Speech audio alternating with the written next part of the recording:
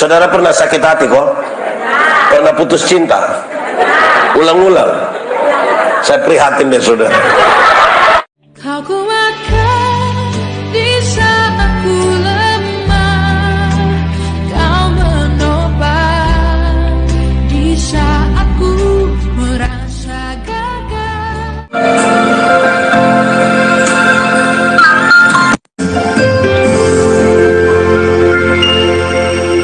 Saudara, mari kita berdoa. Ya Tuhan Allah, kami mohon kepadamu, kuatkanlah dan teguhkanlah iman kami. Sebab siapa kami ini Tuhan? Kami orang-orang berdosa dan terbatas dalam segala sesuatu. Tiap-tiap hari kami bergumul dengan kehidupan kami dan tidak pernah selesai. Karena itu kami berdoa supaya Roh Kudus menolong kami bukan saja mengerti firman Tuhan, tapi lebih dari itu kami dimampukan menjadi pelaku-pelaku firman-Mu. Berkati setiap hati yang disiapkan untuk pemberitaan ini. Tuhan, jauhkan semua penggoda pencoba. Biar dalam damai-Mu kami belajar firman Tuhan. Kami rindu pada firman-Mu. Berfirmanlah bagi kami Tuhan, di dalam nama Yesus firman yang hidup itu kami berdoa. Amin. Mari silakan duduk semuanya. Bapak Ibu saudara-saudara, Shalom.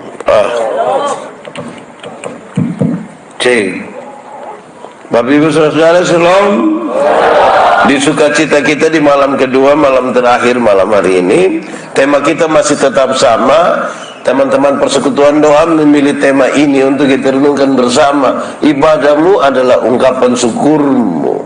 Sebuah refleksi dari surat Roma pasal 12 ayat 1 sampai ayat yang kedua, dan karena itu saya ajak kita membuka bagian itu. Roma pasal 12 ayat 1 sampai ayat yang kedua. Yang sudah dapat katakan amin. Amin betul. Amin. Separuh dia tidak buka juga amin. Itu tipu itu. Ya, baik. Roma 12 ayat 1 sampai ayat yang kedua saya baca untuk kita. Persembahan yang benar. Karena itu saudara-saudara, demi kemurahan Allah aku menasihatkan kamu supaya kamu mempersembahkan tubuhmu sebagai persembahan yang hidup, yang kudus, dan yang berkenan kepada Allah. Itulah ibadahmu yang sejati. Janganlah kamu menjadi serupa dengan dunia ini, tetapi berubahlah oleh pembaharuan budimu sehingga kamu dapat membedakan manakah kehendak Allah, apa yang baik, yang berkenan kepada Allah, dan yang sempurna. Demikian firman Tuhan. Berbahagia setiap orang yang mendengar firman, memelihara dan melakukan dalam hidup setiap hari. Shalom. Wajriki shalom.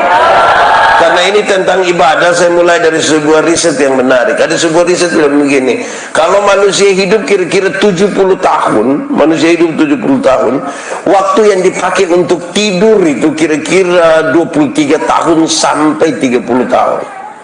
23 sampai 30 itu hanya tidur saja. Apalagi kalau sudah tambah tua, tidur tambah banyak. Berapa tahun? 23 sampai 30 tahun. Ini tidak termasuk yang bangun terlambat. Ini juga tidak termasuk yang pendeta khotbah dia tidur. Itu tidak 30. Itu mengkali 36 mengkali tidur. Kerja. Kalau orang hidup 70 tahun, waktu dipakai untuk bekerja itu kira-kira 16 tahun. 16 tahun hanya kerja. Kerja profesional, hitungan satu hari itu 7 sampai 8 jam, 7 sampai 8 jam, kumpul. Kalau hidup 70 tahun, kerja berapa tahun? 16 tahun. Ini termasuk yang kerja pemalas dong. Itu semua 16 tahun sampai pensiun. Menonton. Pernah menonton?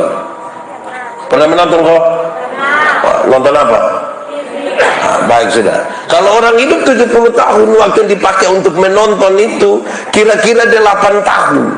8 tahun itu hanya menonton film Korea, Ikatan Cinta, dengan yang rekonstruksi dong itu. itu 8 tahun. Itu tidak termasuk yang belum bisa tidur kok nonton sendiri itu. Itu mungkin 20 tahun kali nonton tuh. Oke. Jalan-jalan. Pernah jalan-jalan kok? Di mana? Di Banten. Kalau orang hidup 70 tahun, waktu dipakai untuk jalan-jalan itu kira-kira 6 tahun. 6 tahun itu hanya jalan-jalan. Di Surabaya, di Jakarta, di Singapura, di Malaysia, di Niki-Niki, Fatukopa.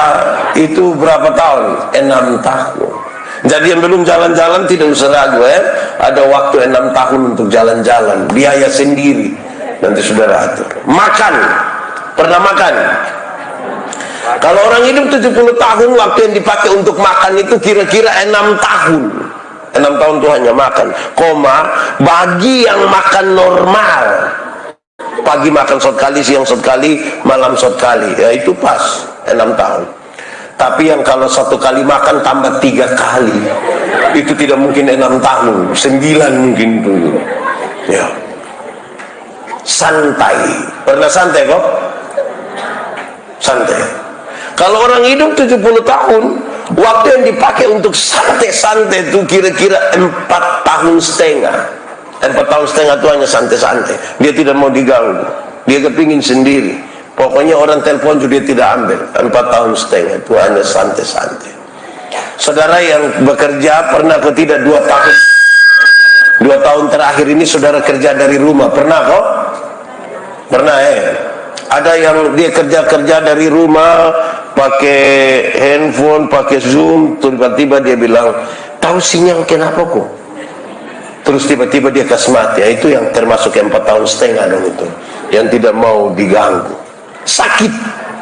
Tidak mungkin ada yang Pak Pendeta, saya begini-begini tidak pernah sakit. Omong kosong.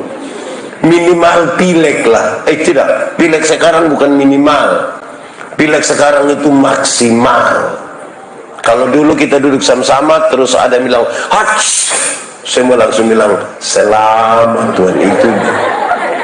Coba sekarang duduk deh orang tiba-tiba bilang, hats, demi surepi. Nah, gitu. Sakit. Kalau orang hidup 70 tahun, waktu sakit itu kira-kira 4 tahun. 4 tahun itu hanya sakit. Itu belum termasuk stroke. Lagi.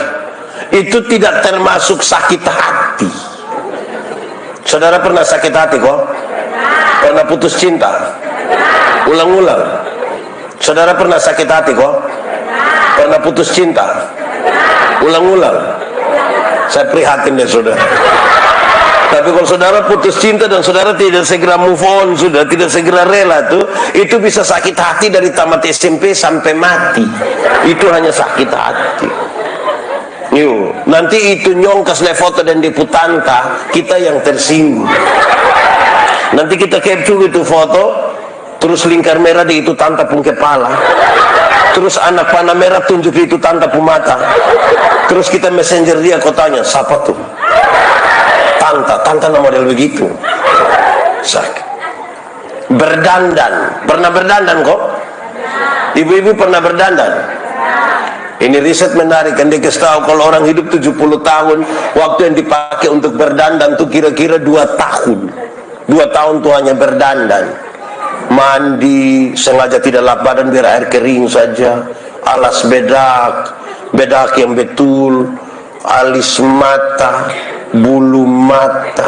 Itu berapa lama? 2 tahun. Ini yang seringkali kita bertengkar, berkelahi di rumah nih gara-gara ini. Yang mama mandi lama-lama makin luar datang sederhana saja itu. Itu 2 tahun. Terakhir ibadah. Kalau orang hidup 70 tahun, waktu yang dipakai untuk ibadah berapa lama? Berapa lama?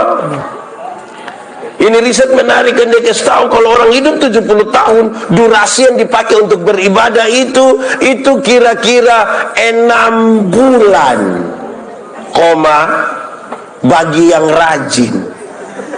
Itu yang Senin ibadah, Selasa ibadah, sampai Minggu kumpul-kumpul 1-2 jam. Ini kumpul-kumpul nih yang kalau sampai 70 tahun jadi berapa? 6 bulan. Tapi kalau yang 1 tahun gereja 2 kali, Itu tidak mungkin 6 bulan. Mungkin 6 jam saya itu. Itu belum termasuk yang kita ibadah-ibadah, dia jalan sana, jalan sini, konsultasi sana, pi belakang, itu belum termasuk itu. Mungkin turun lah itu. Nah, di sini juga ada kok. Kira-kira begitu, saudara. Ada orang ini yang 1 tahun dia gereja 2 kali. Natal 1 kali, Paskah 1 kali.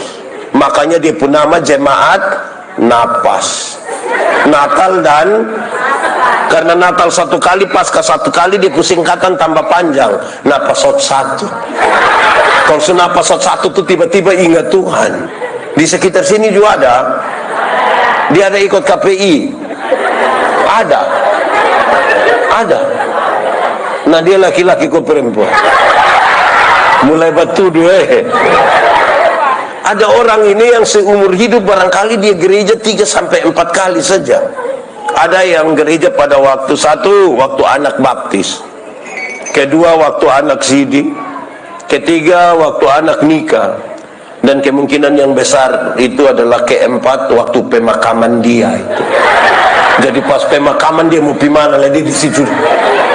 Saudara lihat sekarang, ibadah yang hanya 6 bulan itu diharapkan akan menjadi roh yang mendorong saudara dan saya supaya kalau tidur, bekerja, menonton, jalan-jalan, makan, santai, berdandan, sakit, itu kita digerakkan oleh roh ibadah.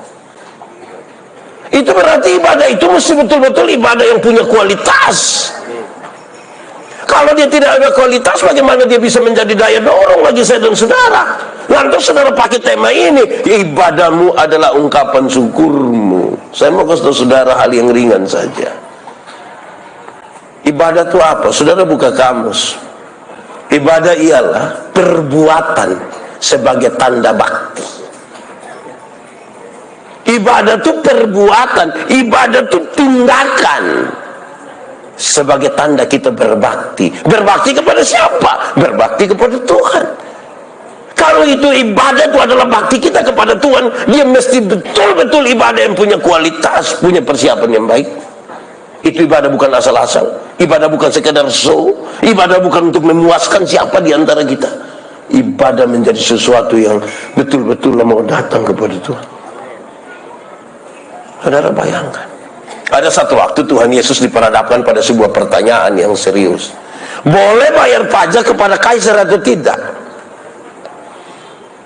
Ini pertanyaan ini serius sekali Pak, karena punya risiko. Kalau Tuhan Yesus bilang boleh bayar pajak kepada kaisar, maka ribuan orang pengikut Yesus akan meninggalkan Yesus karena pajak waktu itu terlalu mahal. Pemerintah Romawi taksir pendapatan di satu tempat, terus dia lelang jabatan. Siapa mau dia boleh pungut dari itu tempat, kasih di pemerintahan Romawi, dan dia boleh makan dari situ. Pajak terlalu mahal. Tapi kalau Yesus bilang tidak boleh bayar pajak kepada kaisar, maka Tuhan Yesus akan dianggap menghasut masyarakat untuk melawan pemerintah. Dia pasti akan ditangkap. Lalu Tuhan Yesus jawab bilang begini, tunjukkanlah kepadaku koin untuk pembayaran pajak itu. Tuhan Yesus tanya, gambar dan tulisan siapa ini? Kaisar. Berikan kepada kaisar apa yang wajib kamu berikan pada kaisar, tapi berikanlah kepada Tuhan apa yang wajib kamu berikan pada Tuhan. Itu bukan soal persembahan uang, itu bukan soal perpuluhan. Tuhan tanya, gambar dan tulisan siapa? Kaisar. Karena di itu mata uang ada gambar dan tulisan kaisar. Kasih.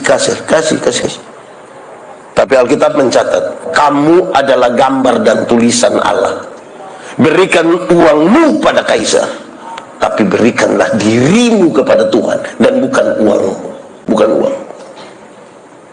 Supaya jangan ada orang bilang, Pak Pendeta, saya memang tidak pergi gereja, masa pun persembahan pi.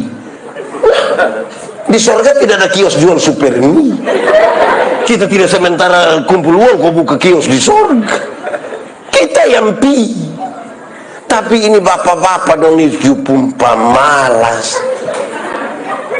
Dong waktu pacaran rajin sekali jemput itu nona tuh bawa pergi gereja.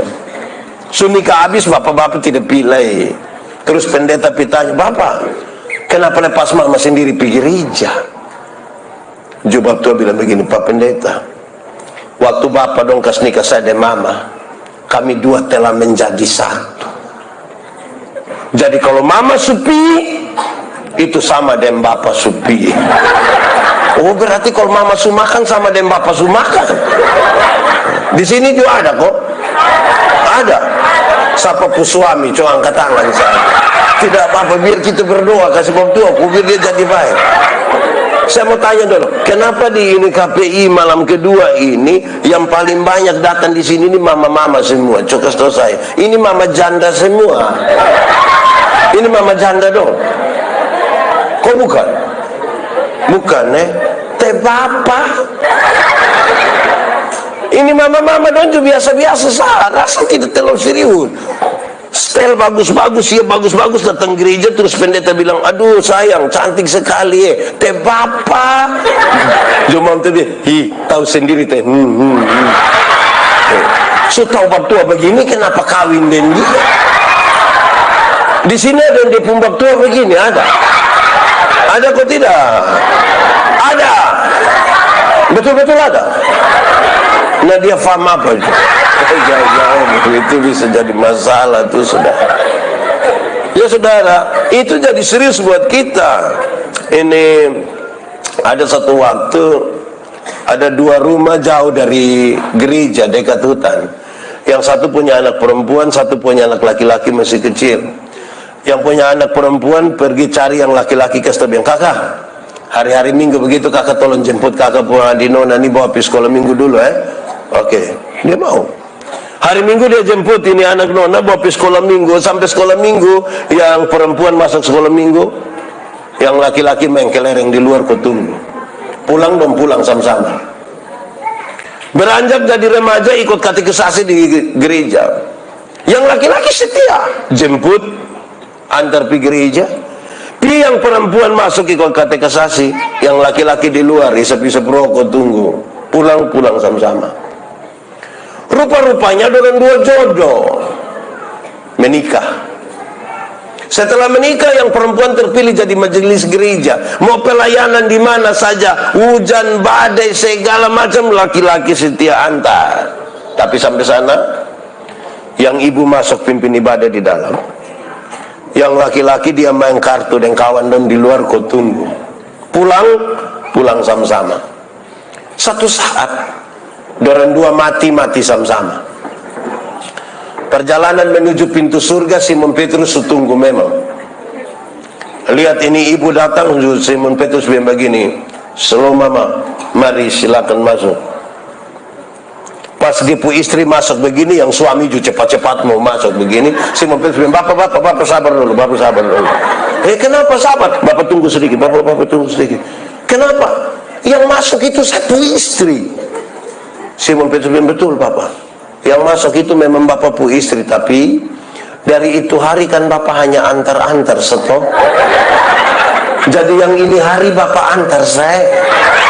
Bapak pu tempat itu yang api di sebelah itu ya, Saya mau tanya dong ibu-ibu, tadi ada yang Bapak hanya antar? Ada kok. Terus Bapak bilang nanti kalau habis WA kok Bapak jemput. Ada yang kasih tahu begitu kok. Kalau ada begitu pulang ke bab tua ada salam dari Simon Petrus. Saya tidak tahu saudara-saudara. Kadang-kadang ibadah itu seperti sesuatu yang jadi racun sekali buat kita. Orang tidak suka. Orang tidak suka. Entah kenapa, saya juga tidak tahu. Ada orang itu saudara. Ada orang itu. Kalau ibadah, saya mau tanya, kalau di sini biasa ibadah di gereja jam berapa ya? Ibadah di gereja jam 8. Jam 8, dong suami istri siap habis, tapi tidak pergi. Nanti anak-anak bilang, Bapak, Mama, sejam 8, kenapa belum pergi? Terus, belum ada orang. Habis, Bapak dan Mama sudah yang orang. Ada orang lain lagi. Di sini coba yang bukan orang, coba angkat tangan. Aneh juga, saya kadang heran. Ibadah itu tidak penting betul-betul. Aneh sekali. Saya sebagai pendeta nih kadang-kadang heran juga. Kalau orang bikin syukur ibadah atau di rumah, ada hal yang menarik. Waktu ibadah orang sedikit. Pas makan,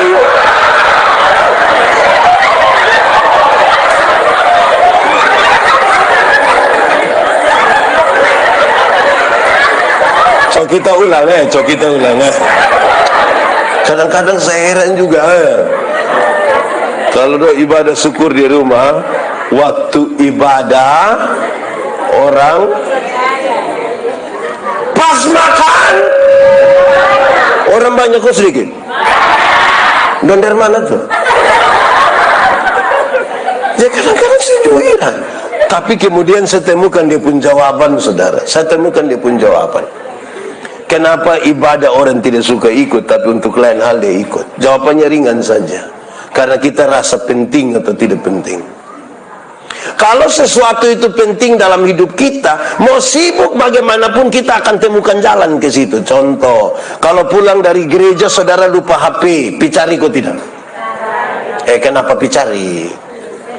Kenapa kok tidak lepas koster dapat sudah? Kenapa saudara picari? Penting. Mahal.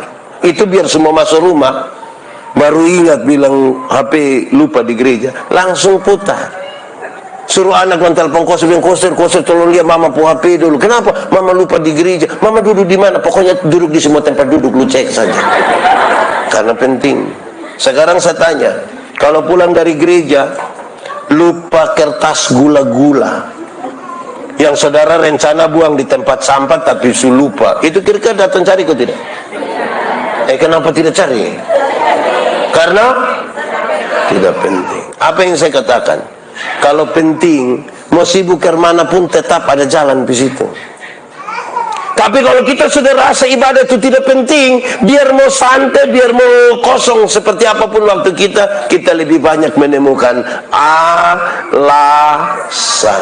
Saya mau tanya di sini, lebih banyak jalan atau alasan? Jalan atau alasan? Alasan atau jalan? Sekarang saya mau tanya saudara, pernah dapat bantuan tunai langsung? Pernah? Pernah? Biasa dong bagi di mana? Di mana? Kantor pos. Biasa dong bagi jam berapa? Itu bantuan tunai langsung bagi di kantor pos biasa jam berapa? Jam 8. Kalau jam 8 pertanyaan terakhir, pinjam.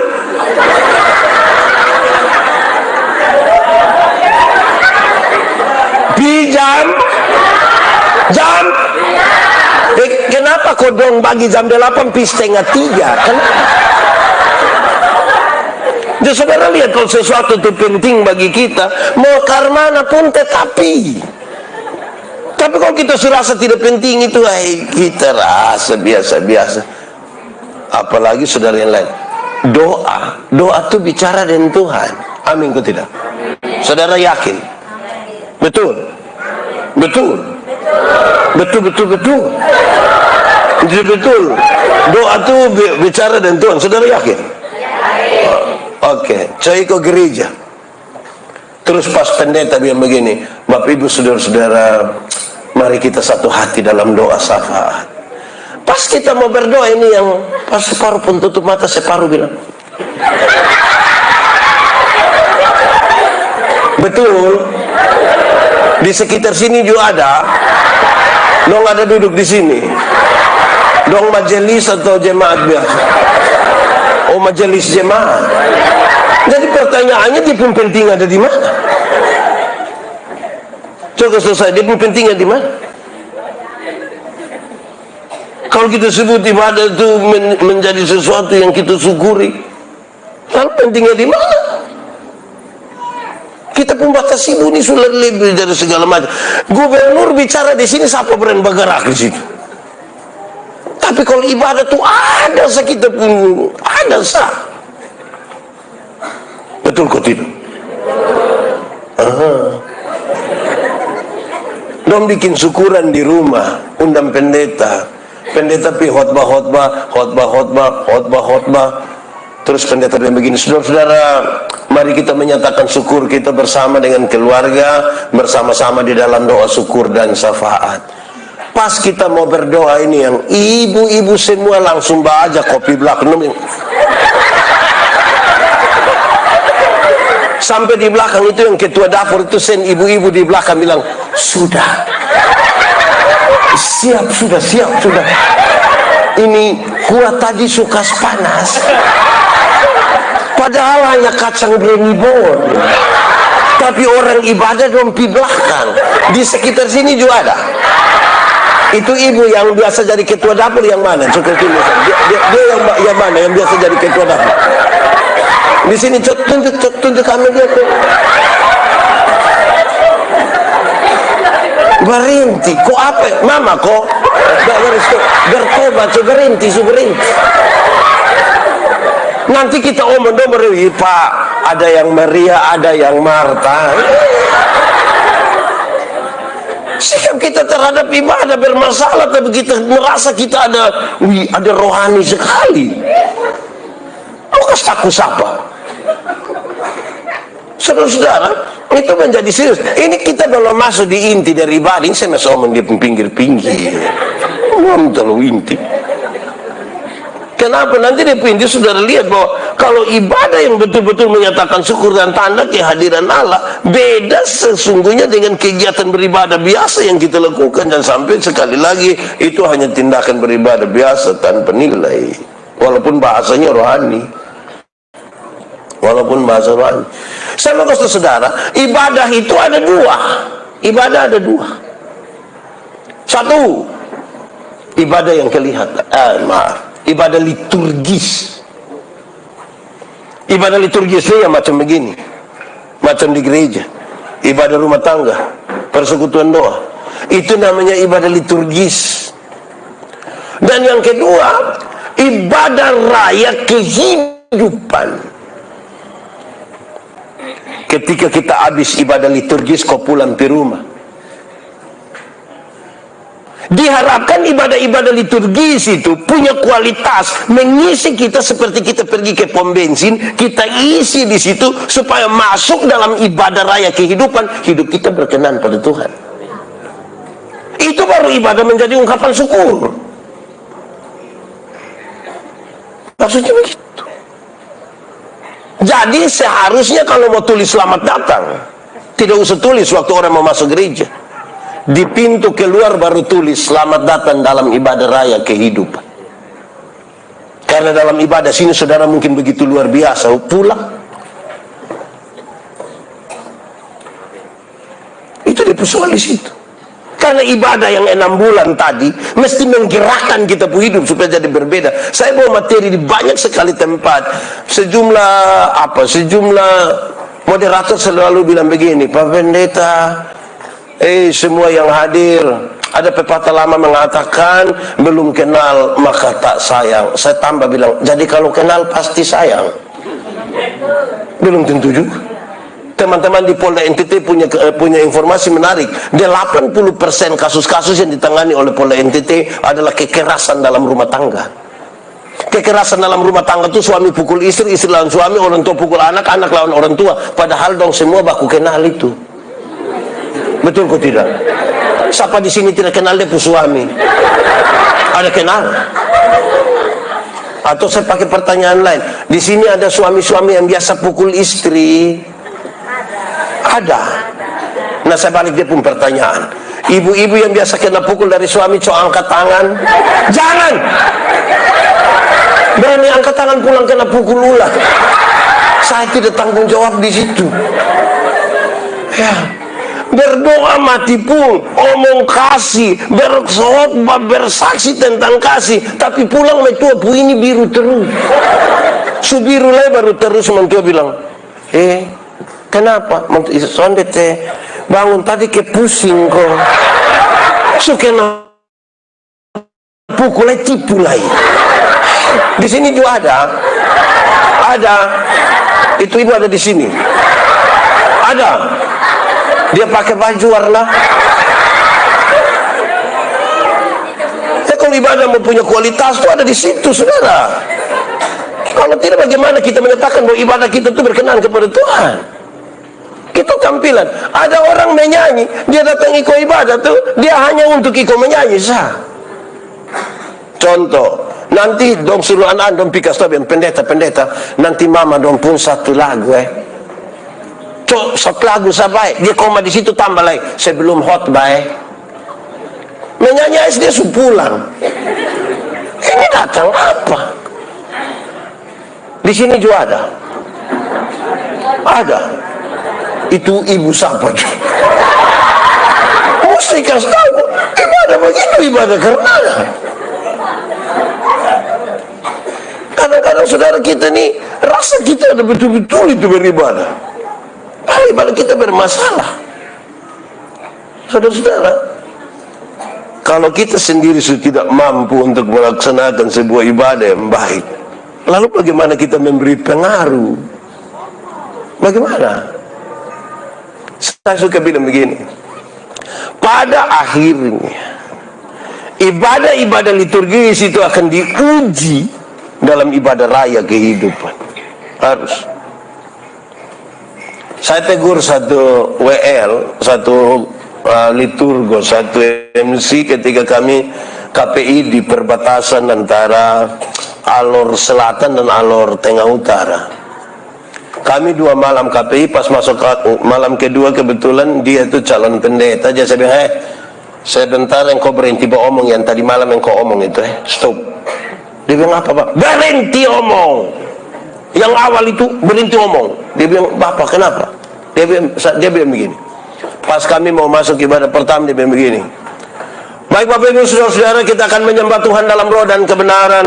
Mari kita bebaskan roh, kita bebaskan hidup kita. Yang datang dari masalah kasih tinggal semua kan kita mau menghadap Tuhan. Mari kita lepaskan. Saya bilang, orang datang bawa dia punya masalah, lu suruh kasih tengah di luar, masuk dong ikut ibadah habis, pulang dong ambil kembali masalah, bawa pulang di rumah.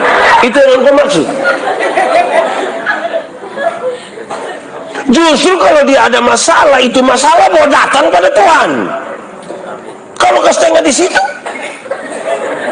kalau dia tidak kasih di Tuhan, dia kasih di siapa? Coba saya. Kalau bukan kasih di Tuhan, kasih di siapa?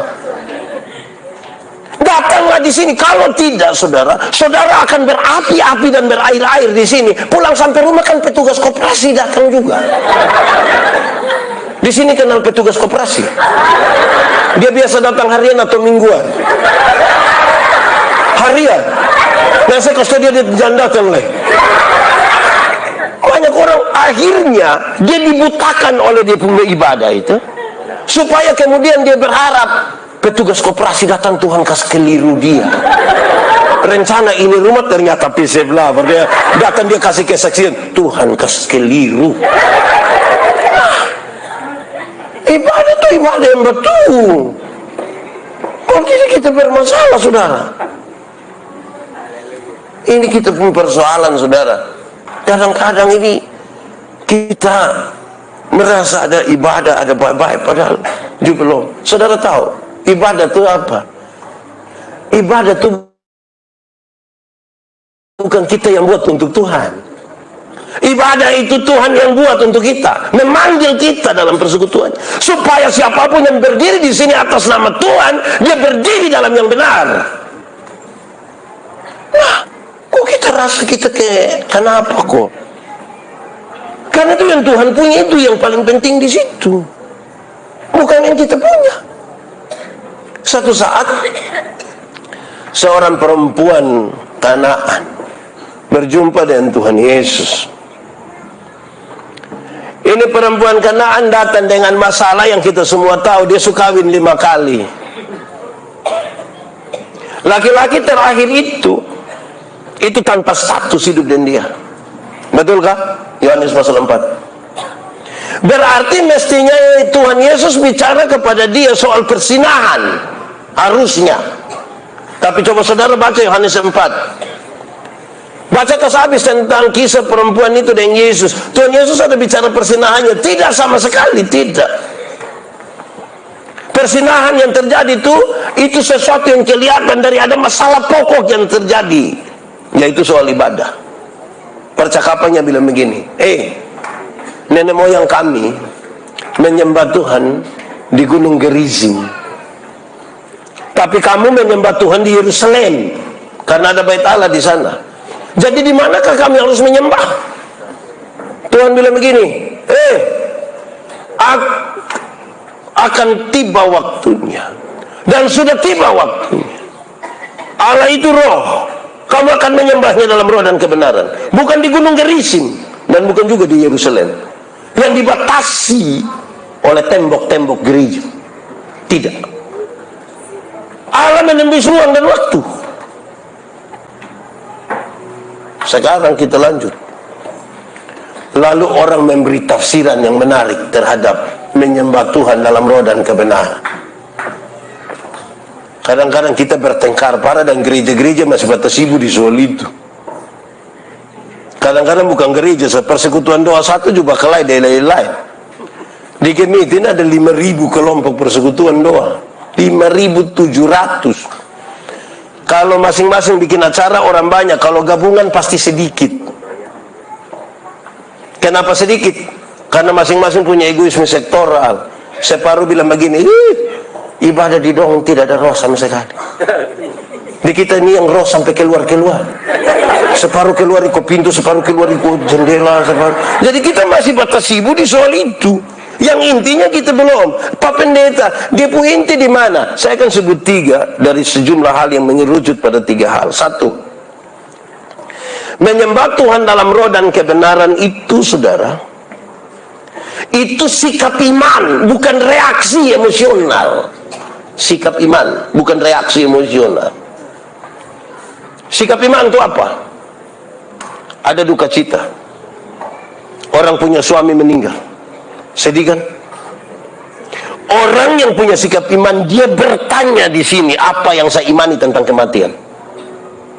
Waktu dia bertanya tentang apa yang dia imani tentang kematian, dia temukan ternyata yang dia imani dan dia baca di Alkitab adalah mati bukan akhir dari segala sesuatu. Mati adalah tempat di mana kita diubah dari tubuh yang dapat binasa ke dalam tubuh yang tidak dapat binasa, supaya kita bisa hidup dalam kekekalan bersama dengan Kristus di sorga. Berdasarkan keyakinan iman dan sikap iman itu, dia menyanyi, sabar dalam susah sukarmu. Saudara tidak tahu ini lagu? Nah, kenapa suruh saya solo? Sabar dalam susah sukarmu. Sabar apa? Tuhan ada sertamu. Sabar apa? Sabar beri kuat padamu. Itu sikap iman. Kenapa? Karena kita manusia, termasuk yang percaya pada Tuhan, termasuk yang beribadah, kita punya masalah. Dan kalau ada masalah pakai sikap iman, bukan reaksi emosional. Saudara punya masalah kok? Tidak usah omong. Saya lihat yang ini muka masalah semua. Karena masalah ialah kesenjangan antara harapan dan kenyataan. Harapan menikah umur 27, sekarang 34. Masalah kok tidak? Harapan menikah dan dia, ternyata dia nikah juga, tapi yang kita pun tetangga. Itu kayak mau cek ke dia. Makanya berjumpa dengan masalah, tanya, apa yang saya imani tentang ini masalah? Kalau orang yang pakai sikap iman, dia akan tahu begitu. Orang beriman itu begitu. Dia cek, Tuhan ada di mana dalam ini persoalan. Orang beriman itu kalau ada otot dari sini, pisau, eta balik, dicamplong, tinggal 2 yang hidup, 1 beriman, 1 tidak beriman. Yang beriman itu akan bilang begini, untung Tuhan saya selamat. Untung. Yang tidak beriman itu akan bilang, untung baik tadi saya lompat cepat-cepat. Iman. Reaksi emosional selalu begini.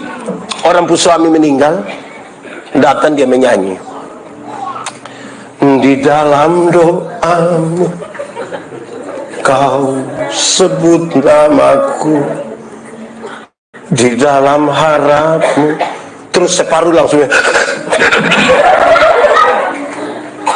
di interlude-nya suruh anak kecil 1 baca puisi dengan judul Ditinggal Ayah. Kira-kira orang sedih ikutin. Semua menangis, seperti habis menyanyi bilang, semua menangis. Ibadah macam apa? Orang kalau sudah kedinginan karena hujan, bukan pizza log tambah dia di kolam. Ibadah itu sikap iman, bukan reaksi emosional. Kadang-kadang kita pun reaksi emosional, kita kira itu sikap iman, baru bilang roh bekerja. Nah, roh bekerja itu ukurannya ringan, cek di buah. Bagaimana saudara tahu roh ada pada pendeta Yandi? Bagaimana saudara tahu? Kelihatan dari buahnya. Kenapa lihat beca? Kira-kira begitu. Itu pertama.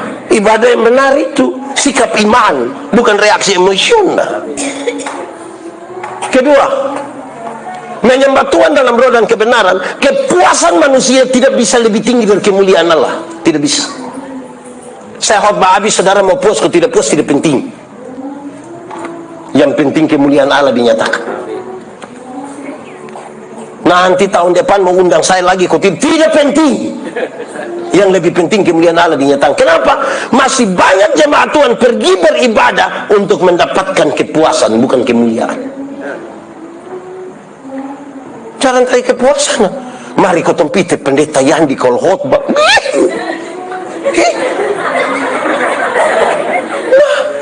Separuh pi bilang begini, wih lu rugi tidak pi pendeta Yandi kalau khotbah. Oh iya, dia bilang apa? Tahu? Pokoknya kita senang sekali, kita kata, roh tahu bekerja di itu Pak. Hai. Nah, cek dulu kita bu ibadah susi dong. Kalau tidak kita bermasalah. Amin kok. Pernah dengar itu kalimat dong? Yang tadi itu bilang, pite bab tua. Jadi kepuasan manusia tidak lebih penting dari kemuliaan Allah. Jadi saudara puas atau tidak puas, nanti sebentar ada yang datang potret saya, pendeta. Tadi Pak khotbah itu saya tidak terima. Kenapa? Karena begini. Tapi Bapak mengerti. Iya, ini cukup. Bapak mengerti itu. Karena yang punya kemampuan untuk merubah mama bukan saya. Tuhan yang merubah. Supaya pendeta Yandi tidak boleh pernah bilang, saya berkhotbah di nama saya dan ada 20 orang memberi diri pada Tuhan. Oh saya siapa? Coba saya siapa coba? Saya bukan siapa. Tugas kita menyampaikan apa yang perlu disampaikan. Selanjutnya Tuhan mengerjakan bagian yang perlu Tuhan kerjakan. Ketiga, menyembah Tuhan dalam roh dan kebenaran. Tuhan itu menjadi satu-satunya pusat. Tidak boleh ada ornamen apapun yang mengganti Tuhan sebagai pusat. Bukan pengkhotbahnya, bukan pemain musiknya, bukan penarinya, bukan WL-nya, bukan siapapun, bukan ini lampu-lampu semua. Tuhan menjadi pusat. Pada waktu saudara geser Tuhan bukan pusat dari ibadah, saudara tidak sementara menyembahnya dalam roh dan kebenaran. Hati-hati saudara. Kadang-kadang kita rasa kita suaman karena orang lain tidak beribadah, maka kita pu ibadah ngiri. Senin sampai Minggu kita maha hadir. Pokoknya semua ibadah di mana kita pemuka sah. Baik. Tapi kalau 3 prinsip ini tidak ada, nanti saudara itu yang saudara persembahkan. Kalau persembahkan kepada Tuhan itu yang terbaik dong, bukan yang kacang-kacang. Satu saat saya bercerita dengan seorang sahabat pendeta. Saya sebut namanya tidak apa-apa, sesuai izin di dia. Mama pendeta Aleida. Kami dua bercerita di satu waktu kira-kira tahun 2015 atau 2016. Dia bilang, Pak, sampai ini hari, Om Yandi, sampai ini hari saya sudah 3 kali pi Israel. Waktu pi pertama Pak Yandi, itu kalau di kubur Yesus itu, saya foto.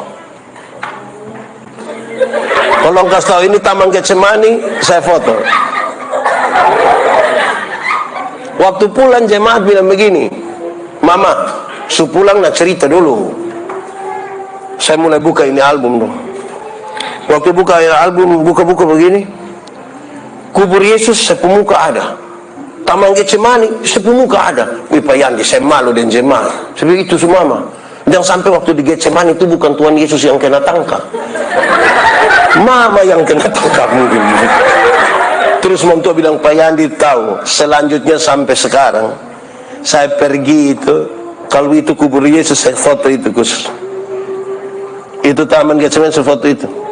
Nanti untuk kepentingan pribadi saya akan foto saya pun dan saya simpan di file-file pribadi saya, tidak untuk semua. Kenapa? Ceritanya hanya itu, tapi itu sangat menggoda saya dan membuat saya bertobat. Saya memahami pertobatan sebagai sebuah tindakan terus menerus, karena kita tidak pernah selesai dengan hidup. Saudara tahu, Pendeta Yandi bertanya berulang-ulang dalam dia pun diri, selama ini saya beritakan tentang siapa?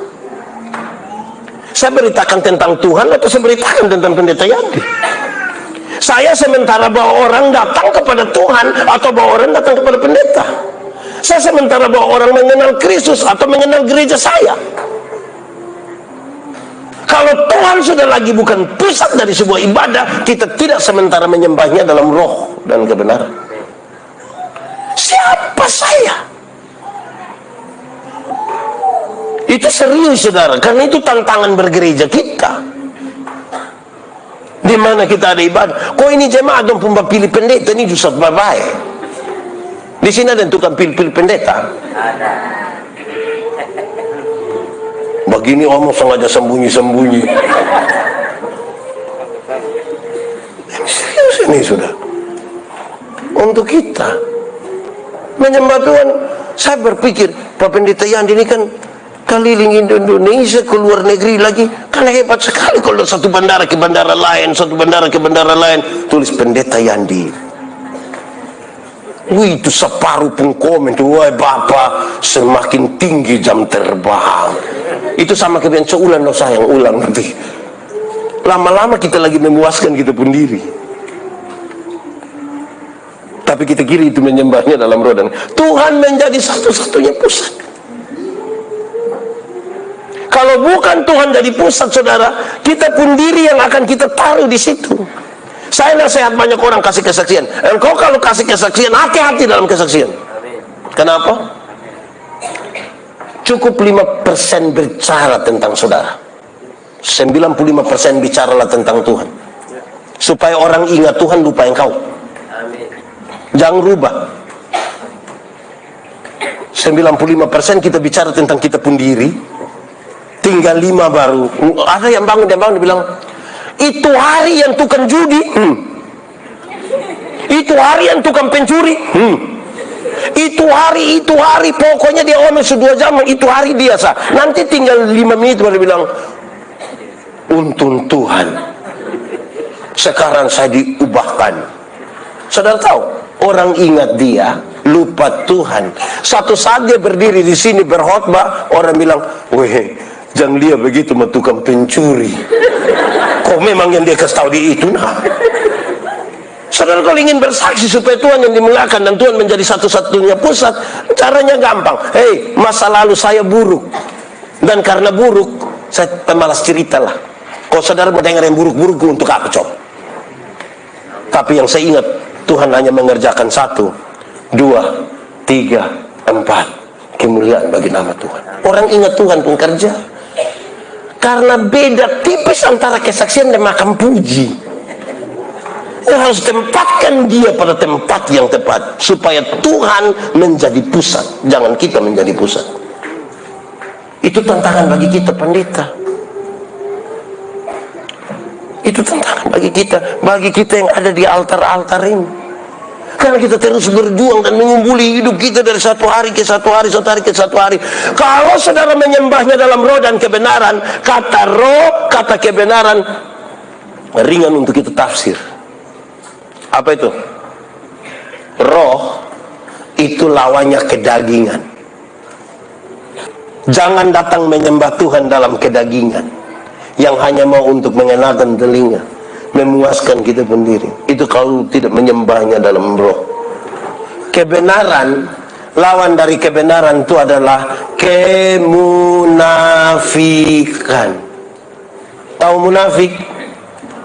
Tahu munafik? Coba angkat tangan yang munafik. Di sini tidak ada. Oh, ini orang tulus-tulus semua begini. Sedikit lagi dunia kiamat di sini. Datang jangan dalam kemunafikan, harus datang dalam kebenaran. Datang dalam roh, bukan dalam kedagingan. Karena kadang-kadang kita ingin memuaskan itu, kedagingan kita dan juga kemunafikan kita. Kita tetap orang yang terus bergumul dari satu hari ke satu hari. Itu serius, saudara. Karena itu sebenarnya ibadah itu menolong saya dan saudara untuk realistis terhadap persoalan. Karena kita diisi, berjumpa dengan masalah demi masalah, Tuhan berikan kekuatan bagi kita untuk melewati pergumulan demi pergumulan.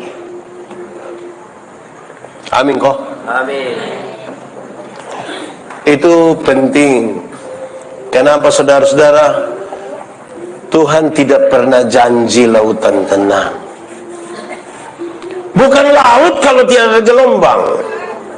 Air yang tidak ada gelombang itu dia bernama apa? Aqua. Tidak ada gelombang. Tapi laut tetap bergelombang. Dan saudara harus melintasi itu dalam kekuatan yang Tuhan berikan bagi saudara. Ibadah ini harus menjadi serius. Mari kita lihat, bahas tentang syukur. Itu ibadah tadi. Sekarang kita lihat syukur. Syukur itu apa sih? Coba saudara bilang kepada saya, syukur itu apa? Saya memberi makna terhadap syukur. Syukur adalah waktu di mana kita membiarkan seluruh pikiran, perasaan, hidup, iman, semuanya itu hanya tertuju pada Tuhan. Itu namanya syukur. Waktu di mana pikiran, perasaan, iman, hidup itu hanya tertuju pada Tuhan. Ada orang bisa bikin ibadah syukur tapi tidak dengan pikiran yang tertuju pada Tuhan. Separuh ini sebenarnya tidak bisa bikin pesta, tapi kan tetangga semua juga bikin pesta, dia juga paksa diri bikin pesta. Utang sana sini, besok pagi petugas koperasi don datang berdiri sembunyi di tetangga. Padahal dia pun nama ibadah syukur juga. Syukur itu waktu di mana seluruh pikiran, perasaan, hidup semua tertuju pada Tuhan. Sekarang saya tanya pada saudara, ini orang persekutuan doa banyak, saya mau tanya, saudara punya jam-jam doa kan? Amin. Apakah waktu itu seluruh pikiran, perasaan, hidup tertuju pada Tuhan? Atau saudara sementara beraktivitas doa? Tanggal setetapkan 4:30 pagi biar dia pulang dari sini 2:30 tetap. Anak-anak dong bangun 4:30 mesti sampai 4:30. Ini hari kita doa Bapa Kami, yang penting habis kok. Jadi kelihatannya tetap ada jam doa juga, tapi ada pikiran, perasaan tertuju pada Tuhan. Saya mau tanya saudara, pikiran, perasaan yang tertuju pada Tuhan, hidupnya berkenan pada Tuhan atau tidak? Berkenan atau tidak? Tapi kalau orang yang tiap hari berkata-kata dengan Tuhan tapi tidak membiarkan pikiran, perasaan, hidup dikuasai oleh Tuhan, hidupnya berkenan pada Tuhan? Kita beraktivitas rohani belum tentu hidup di dalam roh, belum tentu. Amin. Ada banyak orang kemudian ditambah masalah lagi. Saudara melayani, tapi layani apa? Layani pekerjaan Tuhan atau layani Tuhan? Itu pertanyaan reflektif sekali. Jangan sampai kita sibuk untuk melayani pekerjaan, bukan melayani Tuhan. Kalau saudara sibuk melayani pekerjaan Tuhan, saudara akan seperti pendeta Yandi itu sibuk sekali, jadwal dari pagi sampai malam. Satu hari saya baru ke Stopabas, minggu lalu satu hari saya KKR 5 kali satu hari. Orang kalau hubungi Pak Yandi, Pak Bas hubungi saya 3 bulan lalu. Susah kalau langsung sibuk Bapak. Ini Om Dai ada di sini untuk acara tanggal 16 September, hubungi saya 4 bulan lalu. Andin, pertanyaannya sibuk apa? Layani siapa? Melayani pekerjaan Tuhan dengan jadwal-jadwal yang banyak, atau melayani Tuhan? Sebab melayani pekerjaan dan melayani Tuhan itu dua hal yang berbeda. dua hal yang beda. Kadang-kadang kita sibuk dengan jadwal. Kita sibuk buat khotbah, tapi yang kita buat khotbah itu khotbah ke orang lain. Tidak siap khotbah untuk diri sendiri. Ya kita lagi batasi betul-betul untuk kepentingan orang lain. Saudara, saya tidak bermaksud untuk mengatakan yang saudara buat semua ini salah. Saya tidak bilang. Tapi jangan puas dengan kondisi hari ini, karena dengan Tuhan tuh mesti lebih lagi. Bukan untuk seperti hari ini saja. Karena itu yang paling akan membedakan kita dari yang lain. Banyak orang, saudara, tidak sampai disyukur. Syukur ini seluruh hidup kita itu terarah pada Tuhan. Ingat, bersukacitalah senantiasa, tetaplah berdoa dan mengucap syukur dalam segala hal, bukan kadang-kadang. Nah, mengucap syukur dalam segala hal itu berarti tiap hari, segala hal. Pikiran, perasaan, hidup kita tertuju pada Tuhan. Saya suka bilang begini, mau tahu ini pendeta-pendeta dong, orang persekutuan doa dong, orang baik. Kok tidak, jangan tunggu waktu dong berkhotbah. Itu baik semua, Bapak. Tapi copi tinggal dan don di dompu rumah, 2 minggu sapi. Saudara pisah rumah 2 minggu, jangan sampai kemudian saudara kecewa. Bah, orang lalu biasa bilang begini, bah, pendeta juga begitu. Karena kita terlanjur untuk kelihatan baik di hadapan saudara. Terlalu gampang pendeta Yandi menjadi suci di hadapan saudara-saudara, terlalu gampang. Tapi siapakah pendeta Yandi ketika tidak dilihat oleh siapapun? Itu dia masalah. Siapa saya ketika tidak ada satu pasang mata pun melihat saya? Saya berusaha begitu rupa untuk seperti yang anak-anak sekolah minggu menyanyi. Hati-hati gunakan, hati-hati gunakan tanganmu. Kenapa? Karena Bapa di sorga. Hati-hati. Itu tidak ada orang, tinggal kita sendiri. Yang tidak ada orang lihat kita tuh yang pulang menyanyi sebut kita pun tubuh itu dari ujung kaki sampai ujung kepala, karena orang lain memang tidak lihat, tapi Tuhan ada lihat. Ibadah yang sejati di situ, mempersembahkan tubuhmu sebagai persembahan yang hidup, yang kudus dan berkenan kepada Tuhan. Itu ibadahmu. Sampai di titik itu, saudara, kita lihat ternyata kita ini tidak layak, betul-betul tidak layak. Tidak ada satu waktu pun kita ingin mengatakan, aduh Tuhan, saya sangat layak untuk. Tidak bisa, karena kita tahu kita pun diri siapa. Tuhan, saya tidak layak. Tapi betapa besar kasih Tuhan yang telah membuat saya seperti ini. Saya belum selesai Tuhan, tapi hidup ini ada jatuh bangun, jatuh bangun, jatuh bangun. Karena itu tidak ada cara lain. Kita butuh Tuhan pegang kita. Amin kok. Amin. Kakak, Om Pendeta minta tolong sedikit. Mari. Oh, mari saya. Orang penginjilan dong suka pakai contoh ini. Saya pakai saja untuk menegaskan kita sesuatu. Saudara lihat, orang ini orang saudara tahu lah. Saya mau kasih tahu ulang. Coba kakak pegang saya kuat-kuat.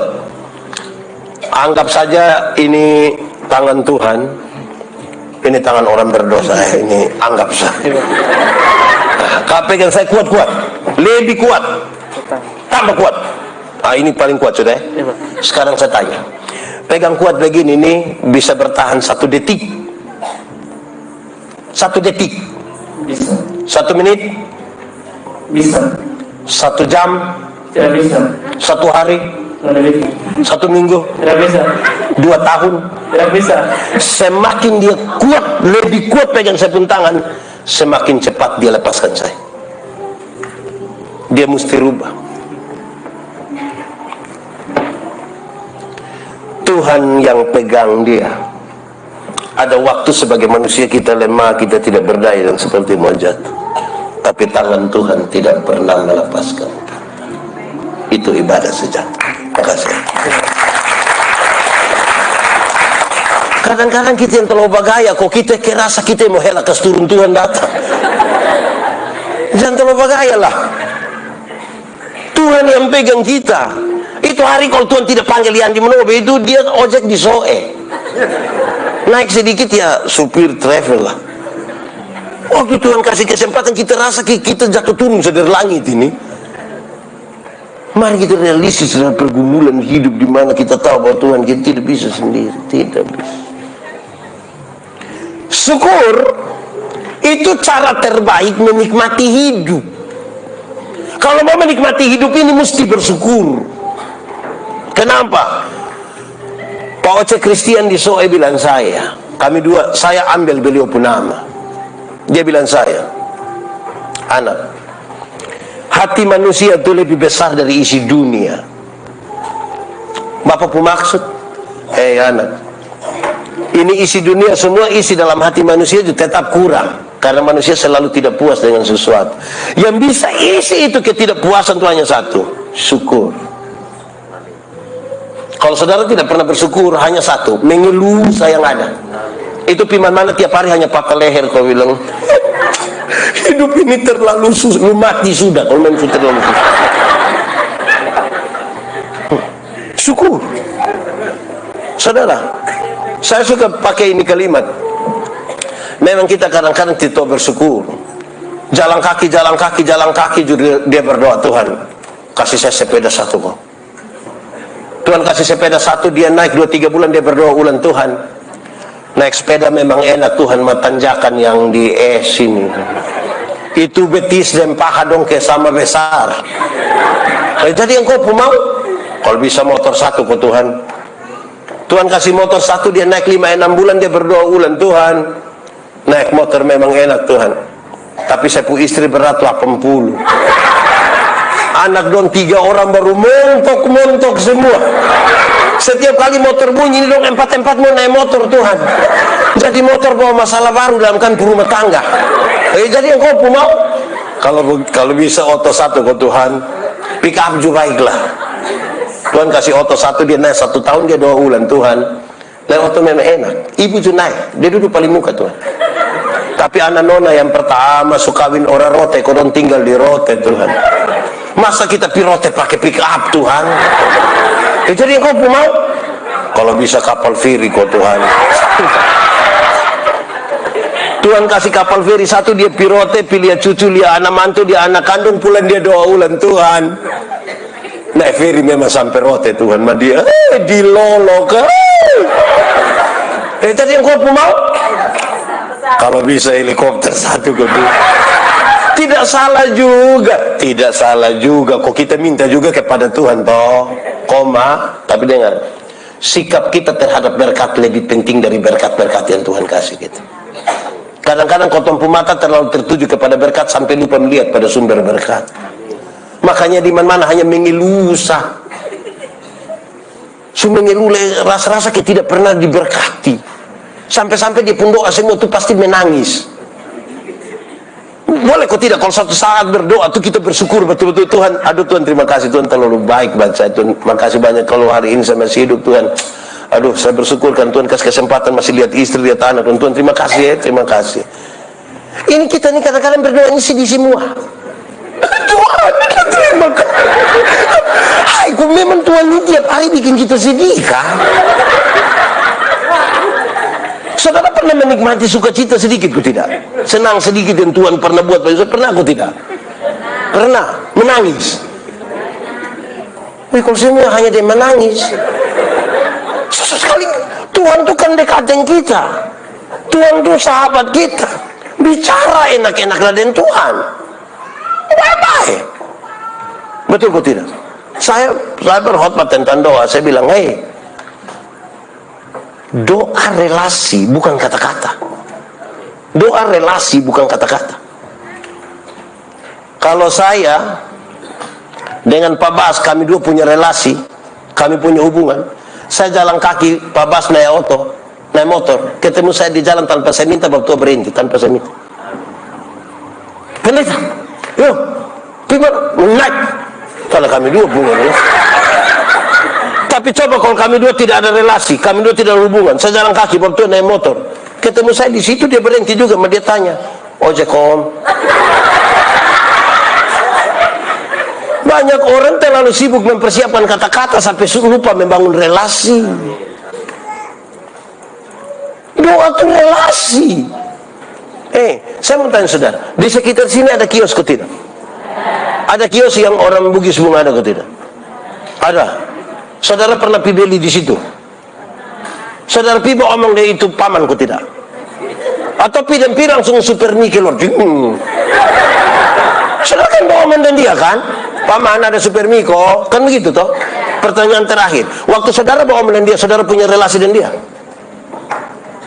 Berkata-kata belum tentu punya relasi. Kok sekarang saya di HP, saya kita itu nona satu suka omong dan kita tahu dia siapa? Nomor yang Anda tuju, dia saudara kenal dia, ada kenal dia, ada kenal itu nona. Dia orang nama saya. Jadi berkata-kata dengan sesuatu dan seseorang belum tentu saudara ada relasi dengan dia. Doa itu relasi. Dalam relasi itu saudara, dalam relasi itu saudara berkata-kata dengan ringan, berkata-kata dengan ringan. Saya kasih contoh. Menurut saudara saya kenal sepupu istri kok tidak? Kenal kok tidak? Kami dua ada relasi kok tidak? Karena kami dua ada relasi, maka setiap kali saya mau minta teh di sepupu istri, cara mintanya ringan. Kok kami dua pun relasinya, saya pasti bilang dia, mah, yuk bikin teh dong sayang. Gelas kecil saja bayar sayangnya. Gula jangan terlalu banyak, papa takut sakit gula. Kan cara omong begitu kan? Tidak mungkin saya minta teh di sepupu istri, mama, 2 gelas teh.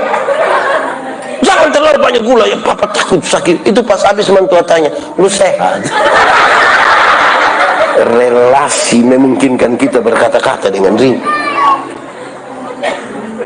Syukur kita di situ. Orang kalau bersyukur, dia tidak akan pernah banding dia hidup di orang lain. Kadang-kadang kita ini terlalu sibuk banding kita hidup di orang lain. Orang lain yang beli motor, kita yang tidak tidur di rumah. Cek dulu, cek apa? Tahu dong kredit kok cash.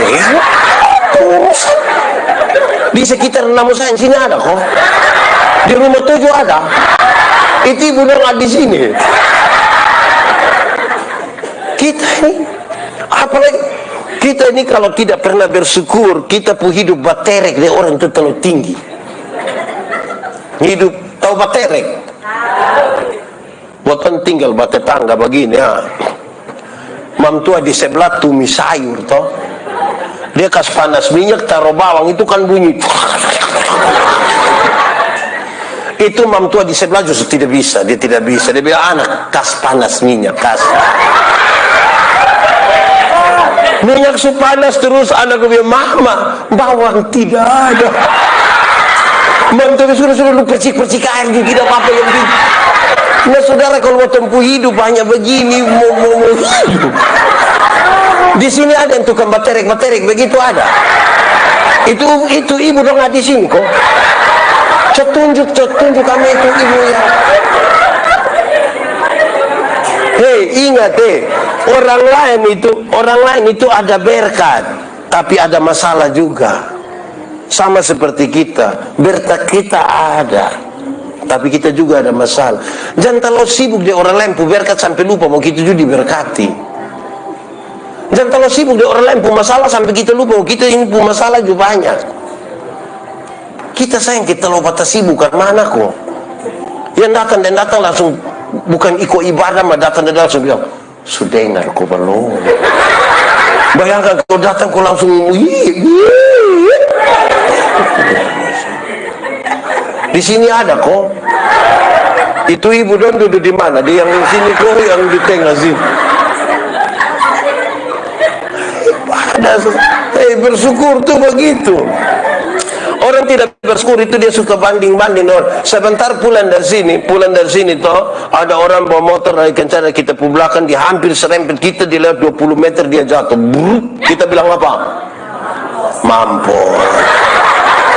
Picek deh kita pembapa yang jatuh. Senang sekali lihat orang susah, dan susah sekali lihat orang. Di nama saya ini ada. No faham apa dong itu?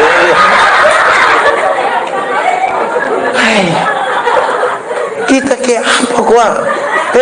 Hei, jangan suka banding-banding. Kau tempuh hidup dari orang lain.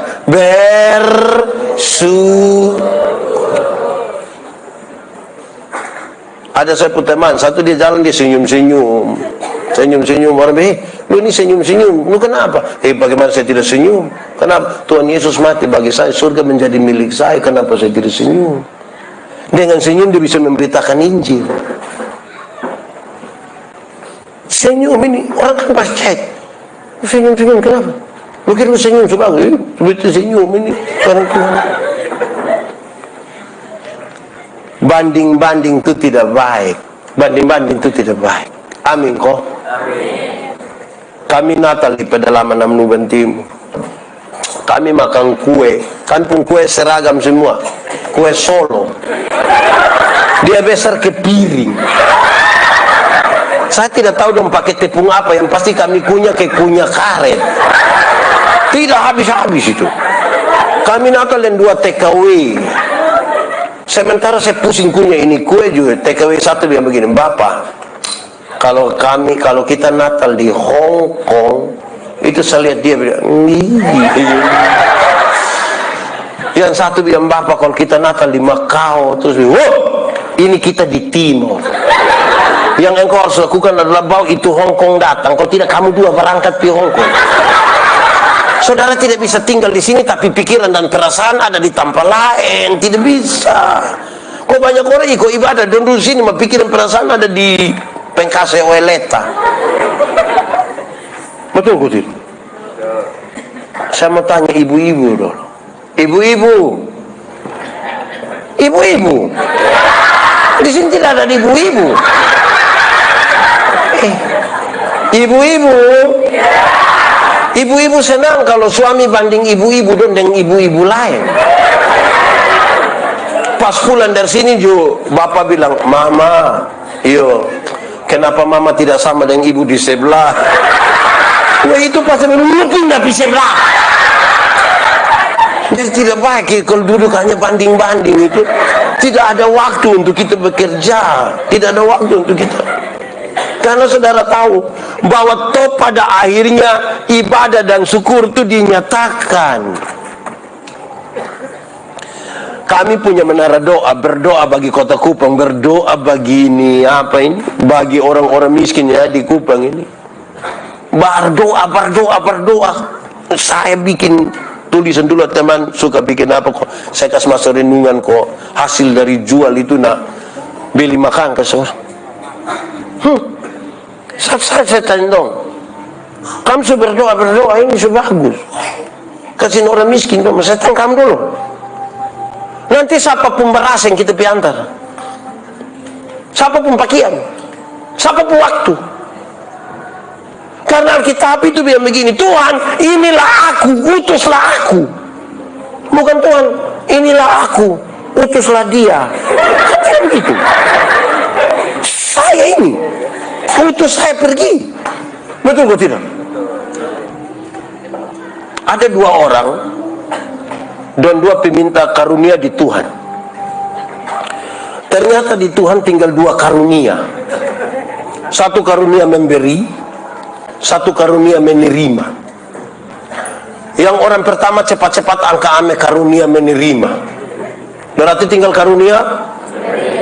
Orang kedua garu-garu kepala begini, sudah saya ambil karunia memberi.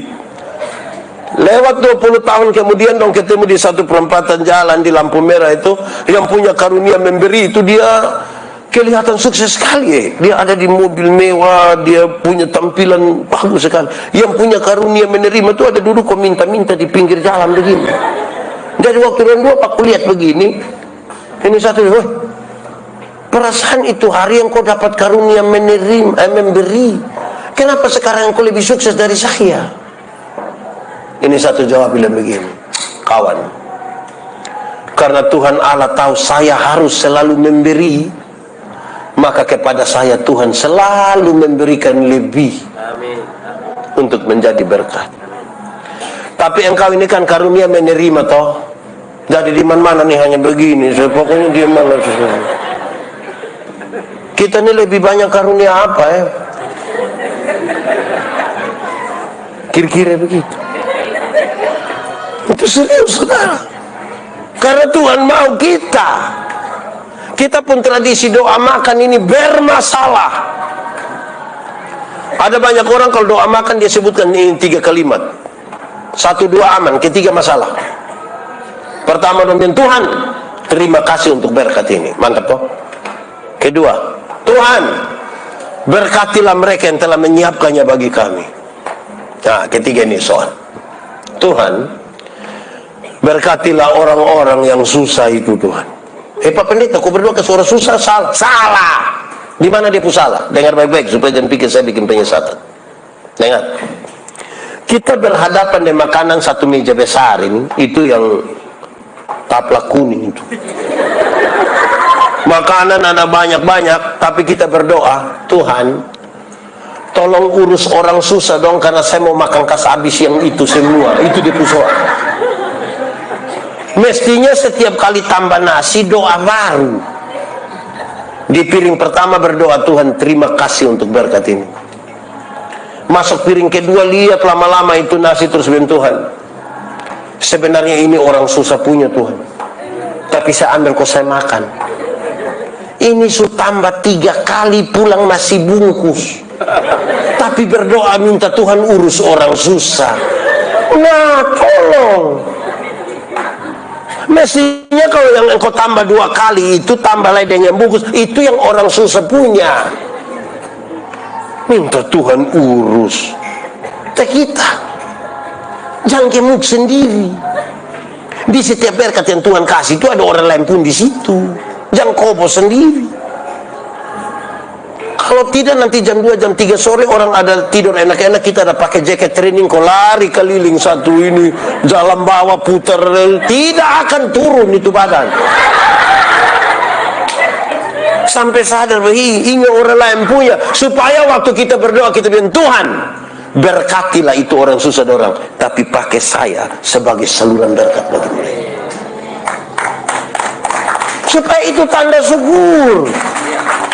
Kok kita bisa apa? Saya punya kebaikan dan syukur itu respon. Saya kasih contoh ya. Itu anak itu yang tadi naik sini. Anggap saya kami dua tidak kenal. Memang kita dua tidak kenal. Terus saya dapat dia punya nomor HP, saya telepon dia, kakak, sebentar malam jam 12 bisa ketemu saya di Jalan El Tahrir depan rumah jabatan gubernur. Kira-kira dia mau atau tidak? Oke. Kami dua tidak kenal. Di dia rumah ada ayam 1 ekor. Saya pergi dia rumah, kira-kira dia kasih saya itu ayam atau tidak? Oke, saya ganti pertanyaannya. Saya mau kasih dia oto baru 10 km. Kira-kira dia mau atau tidak? Terus saya beli kasih dia oto baru 1, sudah Pajero Sport. Harga kira-kira 700 juta Waktu saya kasih dia itu oto, waktu saya kasih dia ini oto Pajero Sport baru-baru 0 km. Ada perubahan perilaku dari dia ke saya kok tidak? Saya telepon jam 12 malam dia datang kok tidak? Saya pergi dia rumah ada ayam 1 dia kasih kok tidak? Kenapa kalau dia tak kujubai begini nih? Kenapa coba? Karena dia sudah lebih dahulu dapatkan itu Pajero toh. Jadi kalau orang bersyukur untuk sesuatu yang diterima dari Tuhan, respon dia untuk menyatakan syukur gampang. Bukan tiap hari mengeluh, aku bilang hidup terlalu susah. Hai. Kalau sudah terlalu susah berarti apa coba? Mati tuh. Kita masih hidup ini yang saya lihat kok banyak yang ganti pakaian baru. Malam-malam dong ikut live RB di Facebook itu dong. Ada iko baik kok sedikit-sedikit bilang fix sayang fix. Ada kok say yang PHP ondor. Apalagi orang di sekitar sini ini lebih biasa disebut nama saya atau rumah 7. Rumah 7 masih makan ikan segar. Ini makan ikan segar kok tidak? Kenapa lihat saya? Elia, Nabi Elia yang luar biasa itu, yang terangkat hidup-hidup di sorga, yang bisa perintah api turun dari langit bakar itu persembahan yang sudah disiram air. Satu-satu yang bilang dia, Elia, pergilah ke sungai Kerit. Kau hujan sudah tidak turun 3 tahun ini, pergi sungai Kerit. Saya akan memerintahkan burung-burung gagak untuk kasih makan. Pi, Elia pergi sana. Saudara tahu, kalau Tuhan suruh burung elang bisa bawa ayam 1 ekor kasih Elia. Tapi Tuhan suruh burung gagak. Saudara pernah lihat burung gagak? Pernah atau tidak? Betul. Lihat siapa burung gagak? Ini pertanyaan penting ini. Kalau saudara tidak pernah lihat burung gagak, saudara tidak mengerti arti ini itu firman. Kenapa? Paruh burung gagak yang seperti itu tidak bisa bawa benda yang berat. Dia hanya bisa bawa yang ringan. Jadi roti yang dibawa itu burung gagak, roti tipis. Paruh burung gagak yang begitu tidak bisa menghancurkan daging yang masih segar. Apalagi hujan sudah turun 3 tahun. Itu paruh menghancurkan daging yang hampir busuk. Karena itu burung gagak disebut sebagai burung pemakan bangkai. Jadi saudara tahu, roti yang Elia makan roti tipis, daging hampir busuk. Sekarang saya tanya saudara, pernah makan daging busuk? Pernah? Di rumah 7 pernah makan? Kalau belum pernah makan tapi makan ikan segar dong, bersyukur sedikit. Karena Nabi Tuhan yang luar biasa itu masih makan daging busuk. So makan Nabi, so makan ini daging busuk lagi. Coba Elia pergi ke Sarfat. Perjalanan dari Kerit ke Sarfat itu 100 mil. 100 mil itu berarti kira-kira 160 km. Dari sini sampai Polen, jalan kaki. Saya mau tanya saudara, pernah jalan kaki 160 km? Pernah kok? Kalau saudara belum pernah jalan kaki sejauh itu, bersyukur. Karena Nabi Tuhan yang luar biasa itu masih jalan kaki. Ini ada naik motor metik, ada ganti-ganti motor, memingil sayang ada. Dia pergi jauh-jauh, pergi Sarfat itu bikin apa? Ketemu siapa? Ketemu siapa di Sarfat? Janda. Coba kalau janda muda baru kaya, jangankan Elia, beta Jupi. Ini janda tua, miskin lagi. Yang ada pada dia tinggal tepung sedikit demi sedikit. Beta Jupi. Elia pergi sampai sana, dia bilang begini, Ibu, berikan itu tepung dan minyak. Oh iya Tuhan, kalau saya kasih Tuhan, izinkan mati. Kami habisin, yang kami tidak kasih, kami makan nasi ini sudah tidak akan mati. Elia bilang, ibu kasih dulu. Setelah itu ibu kasih, dia bilang begini, Ibu, saya mau bilang kepada ibu. Saya pakai saya pembahasa ya. Saya mau bilang kepada ibu, hujan mau turun besok, kok 1 tahun lagi, kok 2 tahun lagi, atau 10 tahun lagi, saya tidak peduli. Tapi saya mau kasih tahu ibu, penyertaan Tuhan sempurna bagi ibu sampai kapan hujan itu turun ke bumi.